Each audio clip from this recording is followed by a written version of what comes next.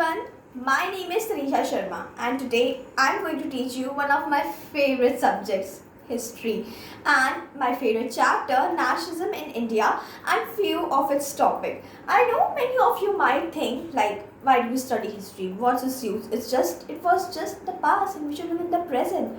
But I think that we live in such a beautiful country like India. We have such a beautiful country, its prestige and its beautiful culture. Like foreigners literally love India, and we being Indians, why should we not know about our culture? What happened in the past? What our countrymen did so that we are living in such a beautiful country like this. We should know about this, so we should be interested in our country, and that's why we should be interested in our history. So today I'm going to teach you this topic, nationalism in India of class 10th. So let's start from the starting.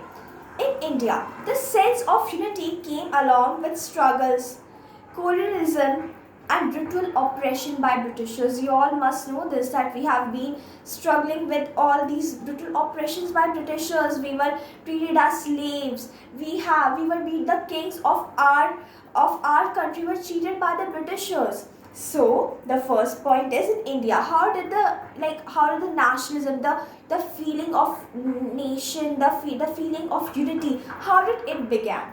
So in India, the sense of unity came along with struggles, colonialism, and brutal oppression by Britishers. So what happened in the First World War basically in India? The war created a whole new economic and political situation in India. Why? Now I tell you. Economic situation was drawn as India was the colony of Britain, and Britain took part in the First World War, and Britain was also in the Axis powers. Britain's war expenditures were financed from war loans. So obviously, so to stabilize Britain's war conditions and its economic condition, it increased taxes in India, and custom duties were raised, income tax introduced, which were totally, like, Indians were totally unaware of this income tax. But now, because they were a colony of Britain, so now the Britishers introduced this whole new topic of tax and income tax, custom duties in India. Then, like, economic condition was already drawn in India. Then what happened? Forced recruitment in British army caused widespread among all the Indians. Like, if a person is moving out from his or her home, suddenly a Britisher would come and tell him to join the army. Like, we don't have any option. We have to join the army and fight for the Britishers. We don't have to fight for our own country. We have to fight for the Britishers. So forced recruitment in British army caused widespread anger among Indians. Then at the same time, crops failed in many parts of India, due to which people starved to death.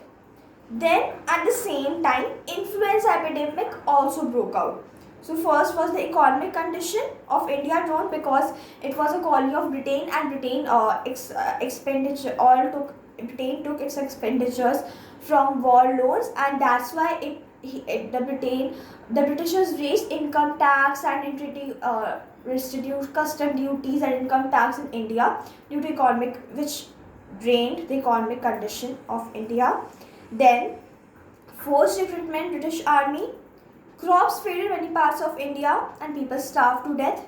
Same time, influenza epidemic also broke out. So these were the implications of First World War in India. Then the second topic which we read about is the idea of Satyagraha.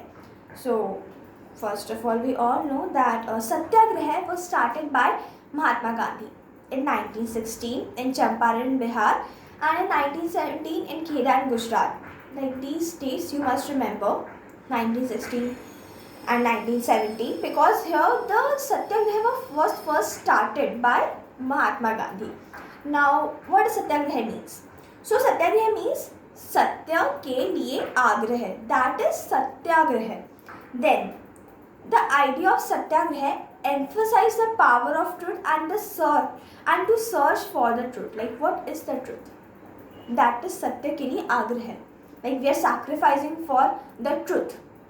Gandhiji believed that if the cause was true and the struggle was against injustice, then a satyagrahi could win the battle with non-violence. मतलब Gandhi ji didn't wanted any violence in our wars. He wanted that he knew that our cause is true and the struggle is against injustice. Then the satyagrahis, मतलब the people who are taking part in the satyagraha can win the battle with non-violence. So the people who took part in satyagraha were also called satyagrahis. Then the how does the system of satyagraha works? The oppressor should hear the conscience of the oppressed and should accept the truth instead of being forced to accept the truth. मतलब the oppressor should himself feel guilty about whatever he is doing with the person he is oppressing.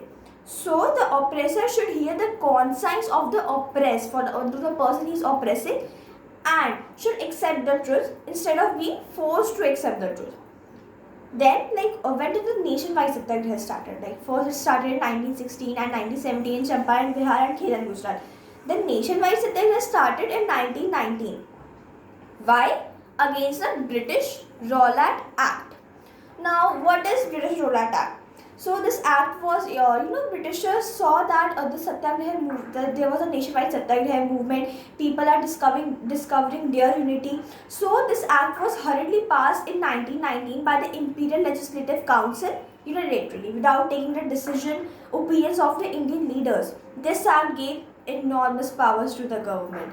That's why Mahatma Gandhi was barred from entering Delhi and local leaders were picked up from Amritsar. So that's all for today. I hope you liked my few topics interesting of history. Thank you and have a nice day.